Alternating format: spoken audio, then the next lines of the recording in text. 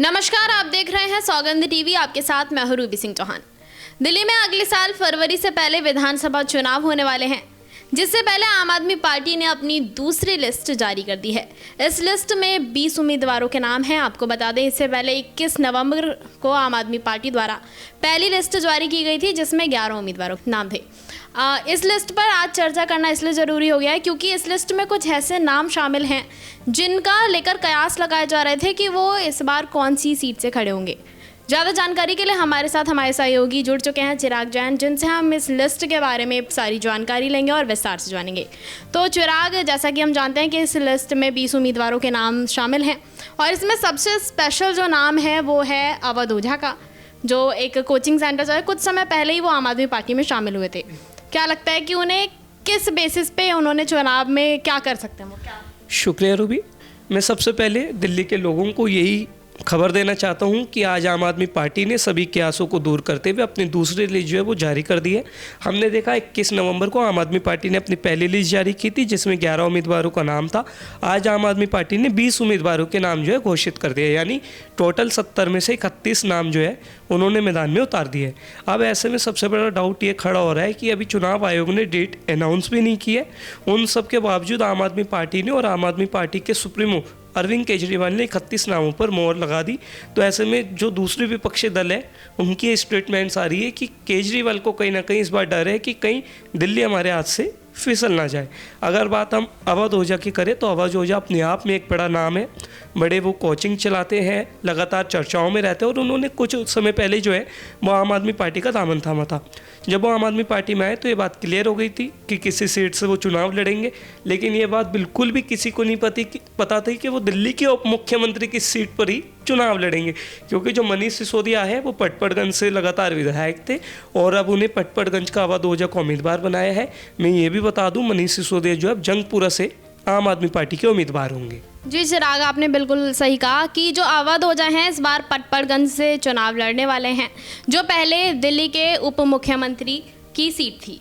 तो इससे एक सवाल ये उठता है कि क्या अरविंद केजरीवाल को अब पटपड़गंज सीट को लेकर मनीष सिसोदिया पर भरोसा नहीं रहा? देखो, जब 2020 में पटपड़गंज विधानसभा में चुनाव हुए थे तो ये सीट अपने आप में लाइमलाइट में थी और बहुत हाई-फाई फाइट जो है वो चल रही थी। मैं आपको बताता हूँ, पटपड़गंज में जब 2020 में चुनाव हुए तो मनीष सिसोदिया आम आदमी पार्टी के उम्मीदवार थे और बीजेपी की ओर से रवि नेगी जो पूर्वांचली चेहरा है वो खड़े हुए थे। आप यकीन मानिएगा, रवि नेगी ने मनीष सिसोदिया के छक्के छुड़ा दिए थे और लगातार मनीष सिसोदिया को पछाड़ते हुए आगे चल रहे थे। लेकिन जब 1-2 वोट्स के रिजल्ट डिक्लेयर्ड हुए तो उसमें मनीष सिसोदिया मात्र 3000 वोट से ही जीत पाए। तो यही कारण है कि अरविंद केजरीवाल को इस बार पटपड़गंज विधानसभा जो सीट है उस पर डर सता रहा था और उन्होंने ये बेहतर समझा कि मनीष सिसोदिया को वहाँ से न लड़वाकर अवध ओझा को मौका दिया है, क्योंकि पटपड़गंज एक ऐसी सीट है जहाँ पर सबसे ज़्यादा युवाओं की भी वोट है और जो अवध ओझा है वो युवाओं के कहीं ना कहीं प्रेरणा स्रोत रहे हैं। यूपीएससी एक्सपीरियंस जो रहते हैं उन्हें वो समय समय पर गाइड करते रहते हैं। तो कहीं ना कहीं यही कारण है कि अवध ओझा को सभी सीट्स के अलावा पटपड़गंज सीट पर चुनाव लड़वाना पार्टी ने ज़्यादा बेहतर समझा। लिस्ट के बारे में आगे बात करेंगे, पर उससे पहले एक सवाल ये भी उठता है कि ये जो सीट है पटपड़गंज, इससे अवध ओझा को उतारा गया है। आपको पता था जब आम आदमी पार्टी में अवध ओझा शामिल हुए तो उन्होंने एक बात बोली थी कि वो दिल्ली की जो शिक्षा क्रांति है, जो शिक्षा नीति है, उसको लेकर बहुत प्रभावित हुए हैं। तो एक तरह से जब ये भाषण चल रहा था या एक तरह से कहते हैं पीसी चल रही थी, तो देखा जा रहा था कि अवध ओझा के कंपैरिजन में मनीष सिसोदिया या मनीष सिसोदिया के कंपैरिजन में अवध ओझा, इन लोगों को लेकर कहीं ना कहीं अटकलें लगाई जा रही थी कि आगे जो है अरविंद केजरीवाल के मन में इन दोनों को लेकर कुछ ना कुछ अलग चीज़ें हो सकती हैं। तो आप इसको लेकर क्या? देखो, अवध ओझा अपने आप में मैंने कहा एक बड़ा नाम है। उन्होंने अभी कुछ दिन पहले एक ट्वीट और किया था जिस पर सभी राजनीतिक पार्टियों ने खूब हंसी उड़ाई थी। उन्होंने ये कहा था कि जो पार्टी मुझे 100 करोड़ रुपए देगी मैं उसका दामन थाम लूँगा। तो ऐसे में सीधी बात यही कि आम आदमी पार्टी ने क्या 100 करोड़ रुपए अवध ओझा को दे तो नहीं दिए, वो फिर आम आदमी पार्टी में आए। और दूसरी बात यह है कि खुद मनीष सिसोदिया अवध ओझा को पार्टी में लाया है, उन्हें ज्वाइनिंग कराई है और आज उन्हीं की सीट से अवध ओझा उम्मीदवार बने। तो ये अपने आप में बहुत बड़ी बातें हैं। लेकिन हाँ, फिलहाल इतना ही है कि अवध ओझा जो है पटपड़गंज से चुनाव लड़ेंगे। अब ये देखना होगा कि पटपड़गंज पे जहाँ पर एक टफ कंपटीशन बीजेपी ने 2020 में दिया था, क्या बीजेपी इस सीट पर जीत पाएगी? क्या बीजेपी एक ऐसा उम्मीदवार उतारेगी जो अवध ओझा से भी ज़्यादा वायरल हो और युवाओं के लिए एक बहुत बड़ी मिसाल बने? देखना होगा कि इस सीट पर क्या होता है।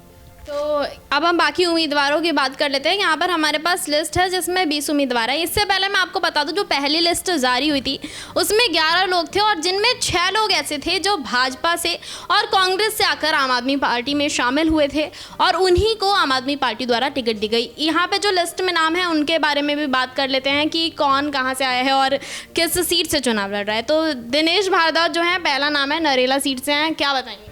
नरेला सीट दिल्ली की सबसे बड़ी सीट में से एक है और यहाँ से ये जो उम्मीदवार है दिनेश, ये लगातार पार्टी में मेहनत कर रहे थे, लगातार लाइमलाइट में रहते थे और जब कोविड आया था उस दौरान इन्होंने वहाँ पर बहुत सेवा कार्य किए थे। तो लगातार ये चर्चाओं में थे, इनका नाम लग रहा था कि विधानसभा चुनावों में आएगा।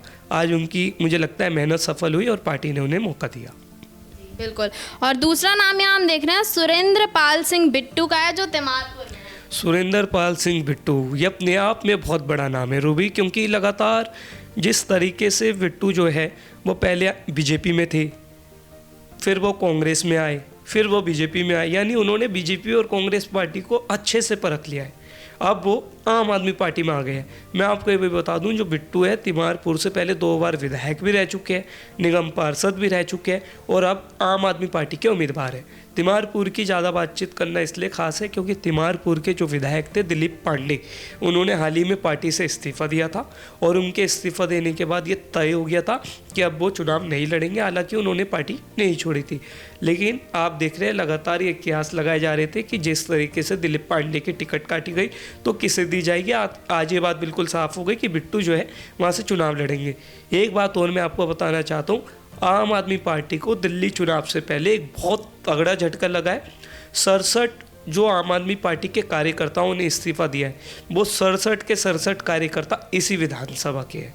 तो अपने आप में बहुत ज़्यादा चैलेंज है आम आदमी पार्टी के लिए और ख़ुद बिट्टू के लिए कि जब पार्टी ने उन्हें भरोसा जताया है, उन्हें उम्मीदवार बनाया है, तो क्या वो तिमारपुर विधानसभा सीट को बचा पाएंगे, क्या कार्यकर्ताओं को खुश कर पाएंगे? पर मुझे लगता है फिलहाल आम आदमी पार्टी जो है तिमारपुर में बहुत नीचे जाती हुई दिख रही है, क्योंकि मंडल से लेकर जिले तक के जितने भी विधानसभा के कार्यकर्ता थे 67, उन सभी ने यहाँ पर इस्तीफा दे दिया है। तो ये तो हो गई सुरेंद्र पाल सिंह बिट्टू की बात। इसके अलावा अवध ओझा जो नाम है वो भी बहुत खास है इस लिस्ट में। इसके अलावा और कौन कौन से नाम हैं जो इस लिस्ट में अलग से जोड़े गए हैं, जिनको लेकर कयास ही लगाए जा रहे थे? एक बड़ा खास नाम है राखी बिरला। राखी बिरला आम आदमी पार्टी की वरिष्ठ नेता है, विधानसभा में वो उपाध्यक्ष है और इस समय में देख रहा हूँ वो विधायक जहाँ से थी उनकी वहाँ से टिकट काट करके दूसरी सीट से दे दी है, मादीपुर से दे दी है। तो राखी बिरला यानी अपने आप में एक बड़ा नाम था। पार्टी को कहीं ना कहीं उस सीट से जहाँ से विधायक थी वहाँ पर डर सता रहा था और यही कारण है कि वहाँ से किसी दूसरे उम्मीदवार को उतार करके मादीपुर से अब जो है इन्हें उम्मीदवार बनाया गया है। एक सीट और है गांधीनगर। गांधीनगर से दीपू चौधरी को टिकट दी गई है। क्योंकि मैं उसी सीट से आता हूँ तो इस सीट के बारे में मैं बता पाऊँगा। जो दीपू चौधरी है, नवीन चौधरी ऑफ दीपू, ये 2020 में भी चुनाव लड़े थे आम आदमी पार्टी से पर हार गए थे। फिर 2022 में इनके बेटे को आदित्य को मौका दिया गया निगम पार्षद से, वो भी हार गए थे।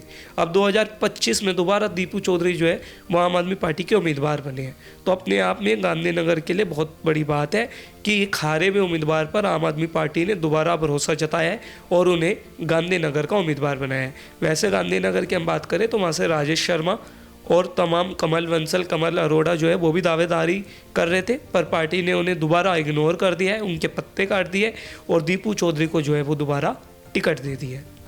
तो एक सवाल एक और चिराग ये उठता है कि आम आदमी पार्टी द्वारा जो है 2 लिस्ट अभी तक जारी कर दी जा चुकी हैं, लेकिन उसके अलावा जो त्रिकोणीय मुकाबला इस बार विधानसभा में देखने को मिलने वाला है, आम आदमी पार्टी के अलावा भाजपा और कांग्रेस हैं, इनकी तरफ से कोई भी जो लिस्ट है वो जारी नहीं की गई है। इसको लेकर क्या कहेंगे आप? देखो, अगर हम बीजेपी की बात करें तो बीजेपी भले ही लीज जारी नहीं कर रही, लेकिन उन्होंने ज़मीन से लेकर संसद तक जो है वो आम आदमी पार्टी को चारों ओर से घेर रखा है।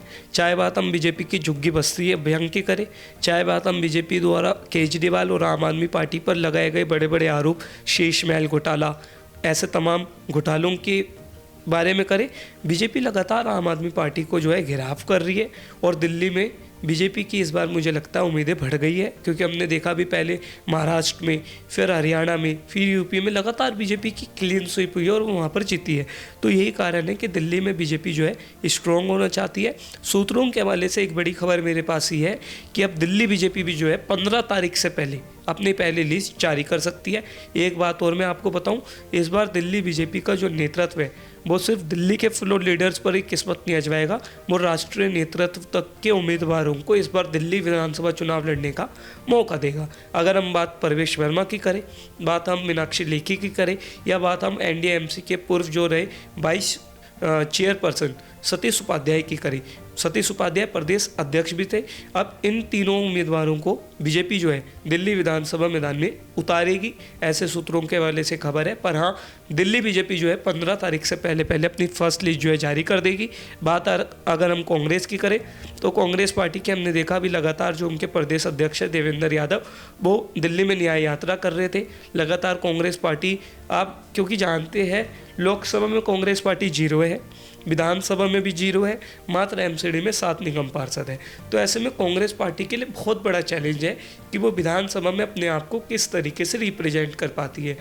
और सूत्रों के हवाले से मेरे पास ये खबर है कि कांग्रेस पार्टी 20 तारीख से पहले अपनी फर्स्ट लिस्ट जारी कर देगी। तो बड़ी जानकारी है चिराग ने हमें ये दी है कि 15 तारीख से पहले बीजेपी जो है वो अपनी लिस्ट जारी कर सकती है पहली उम्मीदवारों की। इससे बीजेपी को लेकर एक और सवाल ये उठता है कि बीजेपी इस बार चुनाव में भाग तो ले रही है, क्या बीजेपी की तरफ से सीएम फेस कौन हो सकता है, इसको लेकर कोई जानकारी? बीजेपी हर बार ये जो है साइलेंट रखती है कि हमारा सीएम फेस कौन होगा, और मुझे लगता है इस बार भी ये साइलेंटली है कि हमारा सीएम फेस कौन होगा। पर हाँ, 2 बड़े नाम हैं जिन पर पार्टी अपनी किस्मत आजमा सकती है। पहला परवेश वर्मा और दूसरा मीनाक्षी लेखी। इन दोनों के कयास लगाए जा रहे हैं कि अगर लेडीज़ को देखा जाए तो मीनाक्षी लेखी सबसे आगे सीएम फेस बीजेपी में, और दूसरा परवेश वर्मा, क्योंकि परवेश वर्मा एक ऐसा नाम है रूबी जो लगातार पश्चिमी दिल्ली से 10 साल तक सांसद रहे। उसके अलावा उनके जो खुद पापा साहिब सिंह वर्मा दिल्ली के मुख्यमंत्री रह चुके हैं।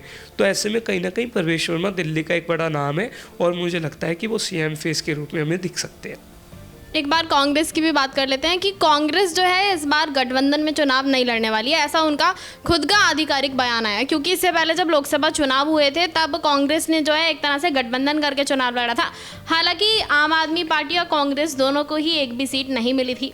तो ये सवाल एक और उठता है कि कांग्रेस की तरफ से सीएम फेस कौन हो सकता है?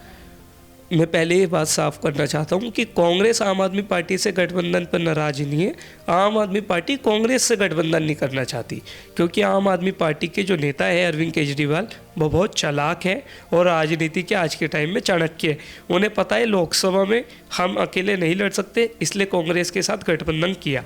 पर विधानसभा में केजरीवाल को ये साफ पता है कि हमारा पलड़ा जो है वो भारी है और हम अकेले चुनाव लड़ेंगे। यही कारण है कि आम आदमी पार्टी अब कांग्रेस से गठबंधन नहीं करना चाहती। अब अगर कांग्रेस के सीएम फेस की बात हम करें तो मुझे नहीं लगता कि इस तरीके से अभी कोई बात साफ हो पाएगी, क्योंकि कांग्रेस में देवेंद्र यादव ही है जो इस समय प्रदेश कमांड संभाल रहे हैं। उनके अलावा जितने भी बड़े नाम थे, अरविंदर सिंह लवली, राजकुमार चौहान, ऐसे बड़े नाम तो बीजेपी में आ गए।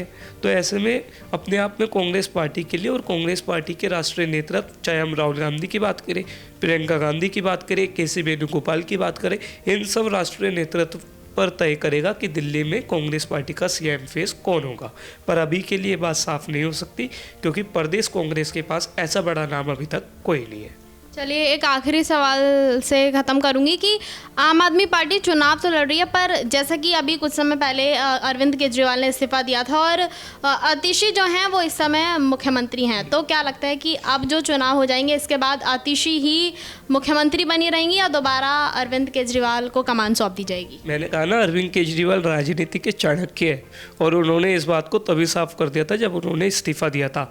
अरविंद केजरीवाल ने कहा था कि मैं मात्र 2025 के विधानसभा चुनाव तक ही अपना इस्तीफा दे रहा हूँ, यानी 3 से 4 महीने जो है आतिशी मार लेना दिल्ली की सीएम होंगी, लेकिन उसके बाद मैं दोबारा सीएम फेस के रूप में आपको दिखूंगा। तो इस बात में कोई दो राय नहीं है कि अरविंद केजरीवाल ही दिल्ली के अगले मुख्यमंत्री चुनाव में हमें जो है आम आदमी पार्टी के सीएम फेस के रूप में दिखेंगे। चलिए, शुक्रिया चिराग। तो फिर आज जैसा कि हमने जाना कि आम आदमी पार्टी द्वारा दूसरी जो लिस्ट है वो जारी कर दी गई है, जिसमें 20 उम्मीदवारों का नाम है और इसी तरह 21 नवंबर को उनकी पहली लिस्ट जारी हुई थी। कांग्रेस और बीजेपी की तरफ से कोई लिस्ट जारी नहीं हुई है, लेकिन इस बार ये जो चुनाव होने वाले हैं बहुत ही रोमांचक होने वाले हैं, क्योंकि इस बार त्रिकोणीय मुकाबला हमें देखने को मिलेगा। इसी तरह की तमाम अपडेट्स के लिए देखते रहें सौगंध टीवी।